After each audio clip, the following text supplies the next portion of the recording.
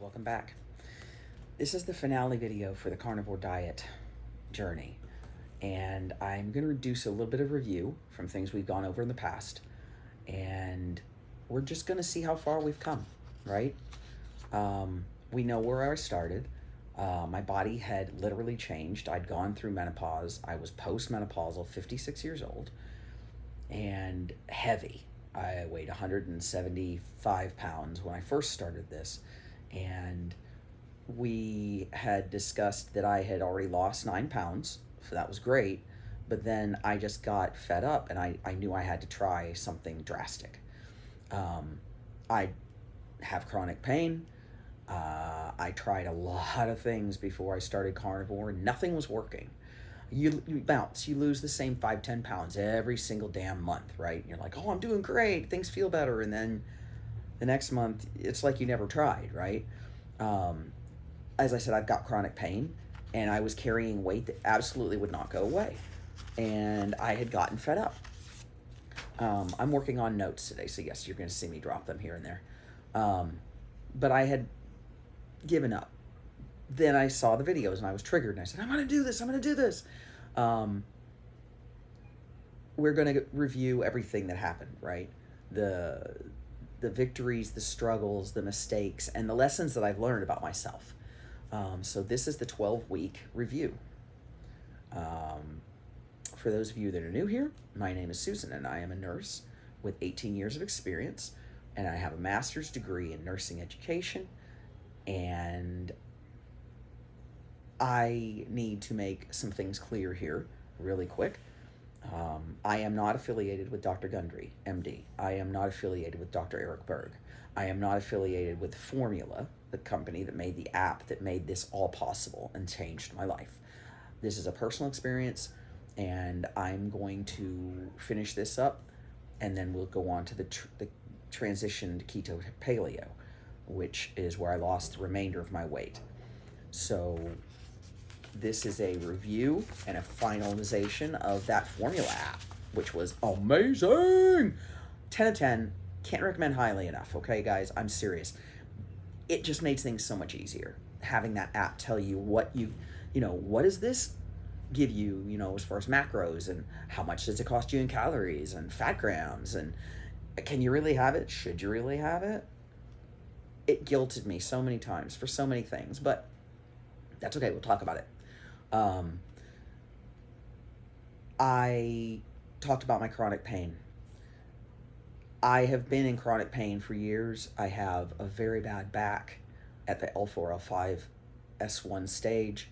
It is horrifyingly bad.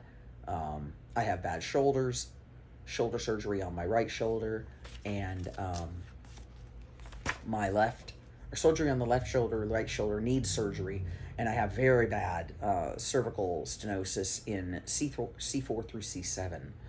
So I have a lot of pain, and I don't let it stop me, because why? I don't take narcotics. I only use Tylenol and ibuprofen for my pain regimens, and the missing link was my diet and my weight, and the fact that I couldn't really exercise or play as hard as I wanted to possibly help myself through the journey. So, noting that the inflammation was bad and knowing that my diet was absolute shit were keys to launching me on this journey, okay? I couldn't exercise my way out because I was heavy and in a lot of pain. The funny thing about inflammation, you hear about it on TV with Advil commercials. Oh, good for inflammation, blah, blah, blah, blah. And they don't talk about the foods that we love that are damaging us every day. Dairy, sugar, glutens, lectins, nightshades. The lectins and the nightshades. Yeah, they're back, motherfuckers. They are an important part of what you eat and what hurts you. Lectins, nightshades, oxalates are another big one, which I don't worry about that one so much.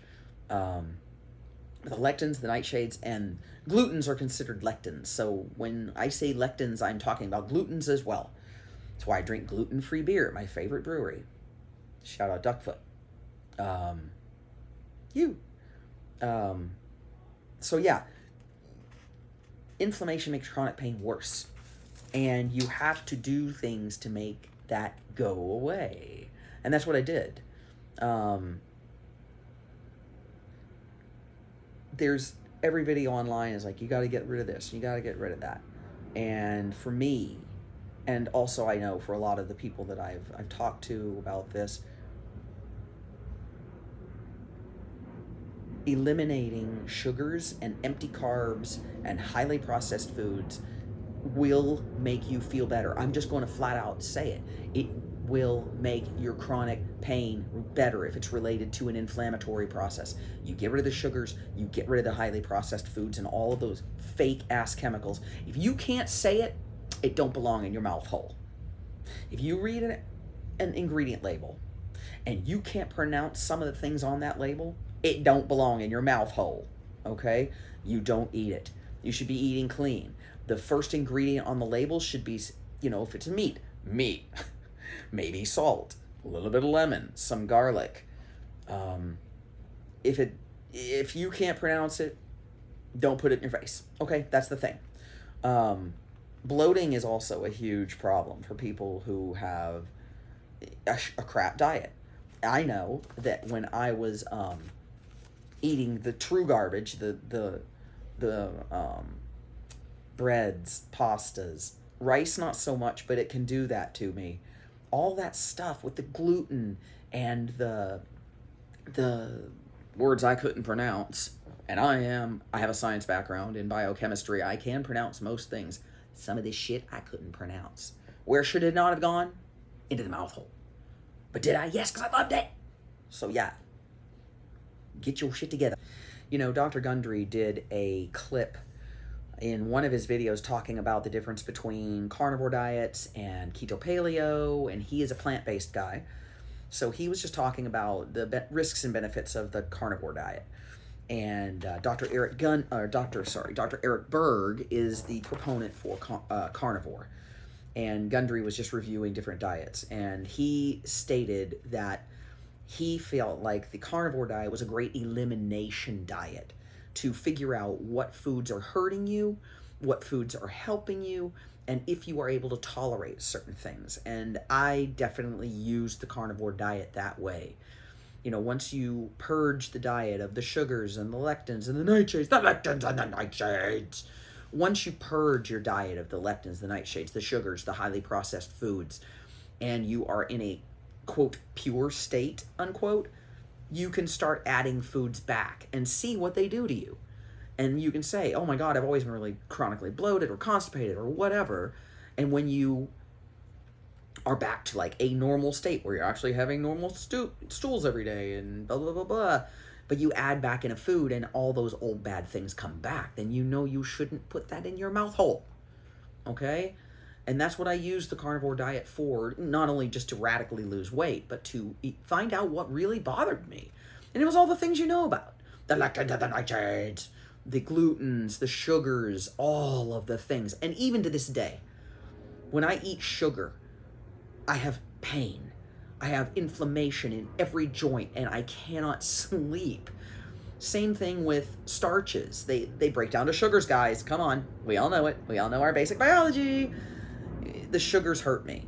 The lectins and the nightshades, they hurt me. Everything hurts me, and I don't want to hurt. So I eliminated all that, and that was a great thing that the carnivore diet did for me, was it eliminated the toxins and allowed me to stay clean, less inflammation, and more ability to tolerate exercise, better mood, all the things. Okay? So that's another good benefit. So take that one to heart. So when I eliminated all those things with this carnivore diet, my pain improved. Okay? That was the big thing. We talked about the GI issues last week. And, we talked about the fact that, and I'm looking at my watch to make sure you guys can see me, all the things I do when I'm doing videos. We talked about GI last week. And I told you about how rough it was going to be. And it was. But it eventually cleared up. And the thing that I noticed, one of the biggest things I noticed was the bloating situation changed markedly. I didn't feel like I'd swallowed a watermelon. the poisons, and I'm talking about sugar as a poison, the sugars, the glutens, the nightshades, the lectins, as those all began to leave my body or be processed out, I felt better. I could move more freely. I could walk without so much pain in my lower back and hips. When you can exercise more comfortably, you're going to do it more, and you'll feel like you can accomplish more.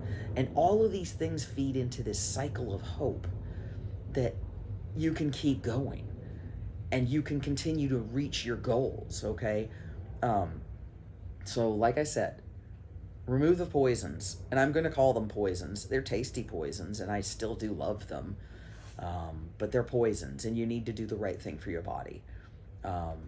So, as things move forward and the toxins left me, things got better, and I can't discount that.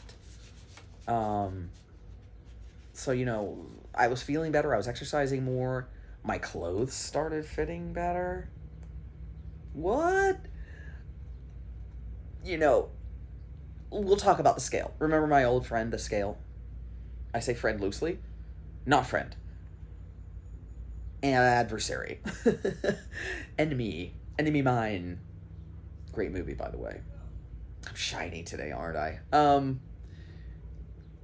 When I would step on the scale, I was seeing consistent progress. At about the 9-week mark, it's a 12-week program, remember. 12 weeks. 4 months. No, 3 months. 3 months. I can't do math. Math is beyond me. I stepped on the scale, and at the 9-week mark, I had already lost 17 pounds. Okay, so now I stood on that scale, and I wanted to cry, but didn't, because I knew that I still had a long way to go, but that I was doing it. And like I said, everything was just it fed into this energy that I could do it, and it was possible, and that I had hope, and that I was going to feel better. I was already feeling better. And I can't describe it. I almost cried. And then I looked at myself, don't cry, Demi. And I said, no, don't do it. Don't do it. You're not there yet. But it was a huge thing. It was a huge thing. I am a cheap individual. I will not buy things for myself, okay? I have scrubs that I bought and that my mother bought me when I first started back in 2007 that were still fitting me. And I wouldn't buy anything more. They're still in great condition. They do a great job, blah, blah, blah, blah, blah. But let's just say, remember the 50 pounds of shit in a 2-pound bag? Yeah, there were some scrubs I could not wear. I would look in the closet and I would see them and I'd go, nope, not today. A little too bloated, a little too heavy, and I know I'm going to be eating whatever. But this markedly changed. There were pairs of scrub pants that I literally couldn't wear anymore. And I just left them in the closet out of spite. I didn't give them away or anything, and I just held on to them, and I brought them out. And when I stepped off the scale at 17 pounds down, I put them on, and literally I had to put the drawstring on some of them. Usually I had the drawstring undone because I couldn't even tie it and be comfortable. But then I had to start tying the drawstrings because they were too big on me, guys. Too big. If I had worn some of these pairs of scrub pants without the drawstring tied, they'd be down around my ankles. And let's just say it wasn't quite time to be naked. I still don't want to be seen naked. But knowing that I could be seen naked, it was fun. And I loved it. Okay, so it's every little victory feeds to the next victory, and every little victory gives you more hope to move forward and keep going and keep struggling. And right now, it ain't a struggle, guys. I'm telling you. By the 9th week, I was a machine. I knew exactly what I needed to eat every day. I would mix it up a little bit, but I knew that there were foods that I couldn't have, but that I could later. So that also gave me hope. And we talked about that. Avocados, nuts, berries are all part of the keto paleo diet, but they are specifically not part of the carnivore diet. It's meat, cheese, meat, and more. Meat, fat. Meat and fat. More meat and more fat. No vegetables. It's really tough. It's a very harsh diet. Tasty, but harsh as fuck. and you tolerate it more than you enjoy it, unless you're a meat loving carnivore, which I am. But so all my successes were triggering more successes, and there's a reason behind that, right? The people in behavioral science have got it pretty much figured out. When you see results, especially early, it gives you the motivation to keep going, and it gives you the momentum, right? Momentum counts, and momentum creates confidence. Another page bites the dust. And it is also consistency. You're not doing this one day as a sorry, I have to get something to drink. I'm dry as a bone. 1 second. Electrolytes. Love ice. Success breeds success, and you just keep going. And this isn't a partial effort. This is 100% every day, and you're gonna get tired, and you're gonna hate your life, and you're gonna question your life choices, but you will continue because you're gonna see success, guys. I can promise you. You're gonna see success, and success will breed success, and you will keep going, okay? So, here's a hard part.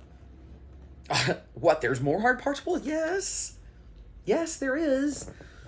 It's the social challenges behind this whole thing. Going out is rough. Going out is difficult. Your friends, if you're smart, you've already brought them into the loop, and you said, guys, I'm on this journey. I need your help. I need you to, be supportive. And if your friends aren't supportive, fuck them, right? Do you need somebody in your life that's not going to support you? Hell no. No, just don't. You distance yourself from people who are not helpful for you, okay? So everybody's going to mean well. You'll go out, and they may even try to suggest things on the menus, and it's tough because honestly, a lot of the restaurants that are not built for people, especially in America, oh my God, we are the worst. The portion sizes are too big. They put starch in every meal. There's greens everywhere. That's okay. Greens are awesome. Later. Not right now. So restaurants are difficult. What I would do is I would scout ahead on the menu, and I would pick things so that it would be completely natural. I just want the steak without the sides. Can we do that? And I'd like 2 tablespoons of butter, please, to put on my steak. And then you could also get some cheese. I'd like to have a little bit of whatever. You can make good choices when you go out. You just have to plan ahead, okay? A great example. My Dungeons and Dragons group. I was going through this while I was playing with them. Still playing with them, and they're amazing people. They made a lot of fun of me. They would bring dessert, and I'd be like, I can't have that. And they're like, what can you have? I said, everything that's on the table but dessert. And they would just laugh, and we would have fun. It was tough because, God, everybody would bring such good food, and I love chips and dip, and I love sugar, and I love dessert. But one of the first times I went, I planned to make, what did I make? Miso deviled eggs. OMG, with a bacon spear stuck in the middle of it. Holy cats, guys, it was so good. And everyone loved it. And then there was, she made tri-tip that night. I ate like a woman possessed. I still weighed everything. Or did I? No, I wasn't going to weigh everything. But I kind of knew what 2 ounces of meat looked like. And I knew I could have like up to 2 eggs worth of stuff. And the only thing in the miso deviled eggs was all organic, avocado based, and super tasty. And the bacon was real bacon back then. I was eating pig, man. I was eating pig like it was my damn job. Until I switched over to the fish, chicken, shellfish. I was doing any meat, all meat, any animal, all animals. Any part of the animal. I didn't give a shit. From the nose to the tutor, the rooter to the tutor, I was eating it. Okay? But everybody was really supportive, and that did help. Dr. Gundry has talked about this, especially around the holidays. He does really amazing supportive videos for his clients and his supporters and people like me who are like, oh my God, how am I going to survive the holidays? It's all about cookies and cake and chocolate and I'm going to die and the food is amazing and I want to eat every starch. My entire plate is going to be potatoes and this and that and the other thing and all the things I love and can't have. And he does videos for that and it is really amazing. I'll try to find the link and put it below because it's very supportive. He suggested eating a handful of the nuts that you're allowed to have. Now this was later. As you introduce the keto paleo, if you're transitioning completely off carnivore, I would eat a handful of nuts. And I mean a handful, like a generous handful of macadamias, Brazil nuts, pistachios, and walnuts. And those are 4 accepted nuts on his list. And I would just eat a handful of them on my way and drink a huge container of electrolytes. You get to the party, you're not going to be snacky, right? And I'm going to tell you this right here now, 90% of the parties I go to has a charcuterie plate, which is all nothing but meats and sausages and cheese. You can have those things on the carnivore diet. And I did, in spades. Okay, so there are things you can do, and there are things that you can tell your friends, hey, is there going to be like a cheese tray there? Or can I bring charcuterie or whatever? So we said at week 9, I had lost however many pounds it was, 17 pounds. When I reached the final stage and week 12 was coming up fast, and that was the end of the formula app, the prices were going to double. And I said I was only going to give it 12 weeks and we'd see where I landed. Well, damn it, I landed at 23 pounds down. I had lost 23 pounds in 3 months, people. I couldn't believe it. I was in shock. I was happier than a pig in a poke. And I just thought to myself, I've done it. I had lost 23 pounds. What? It was amazing, okay? And I could exercise like hard and feel good. I still have joint pain. I'm always going to have joint pain. Instead of being at like a constant 5 of 10 pain, I was down to like a 2 to 3 pain level every day out of 10. And that's an improvement, guys. When you live at 4 to 5 pain every day on a scale of 10, it changes who you are. It changes your personality. And it makes you meaner, sadder. You don't sleep. You have that constant level of fatigue and brain fog. But when you eliminate all the toxins and you clear that brain fog and your inflammation states drop and you have hope, the mental changes can be sometimes more profound than the physical changes. And that's what I discovered about myself. You know, there was the physical transformation, amazing. Everything's falling off of you. All your shirts are hanging on you like you're whatever. People ask you, and this is weird, instead of asking you or saying, hey, you look amazing, what did you do? They're like, are you sick? I had several doctors walk up to me in the clinic and say, are you okay? When's the last time we did labs on you? Are you okay? You're really thin. I just want to make sure you're all right. I'm like, doc, I'm on the carnivore diet. I wanted to lose weight. I've lost a lot of weight, but thank you. But it's weird how people jump to this, especially in the healthcare field. We're always killing each other off, okay? Dr. Google and healthcare workers are always killing themselves off. We've got cancer or something, or there's something wrong with us, or there's something good going on with us. So it's kind of a weird thing about healthcare and healthcare workers, that we always think there's something wrong with you instead of thinking that you're doing good things for yourself. So just expect that out of us. But, you know, I discovered a lot of things, okay? And I have a little tick note here. I definitely learned that I could say no. I could say no to a box full of donuts sitting on a desk for 8 hours in our office. I could just look at it and go, nah, man, I know what it's going to do. No. Love you. No. I could do that now. I had that mental strength. I discovered that I was very much stronger, both physically and mentally, than I thought. And that, you know, that comes along with the no thing. I could resist that temptation now because I knew what the price was for failure. And I'd already had the success. And let me tell you how addictive it is when you look at that scale and you're like, oh, I'm at 23 pounds. I wonder if I can get to 30. I wonder. And you kind of think, yeah, I could do it. Yeah, I want to do it. And that's the thing. And normally 20 pounds down, somebody, oh, I'm good. Let's go back to my normal life. And then whatever happens, you could keep it off, you could whatever. But for me, I was like, no. I want to go harder. I had a weight goal in mind, and that was somewhere around 150. I started at 175 now, remember. And I said, I want to get to 150 because I really look good at 150. Holy mackerel. I have photos of me at 150, and it was, hey girl, what you doing? So I was at like, I don't know, I'd lost 23. You do the math. Somewhere in the 150s. I said, I think I can do that. But I will say that as I experienced more success, I knew I could do it.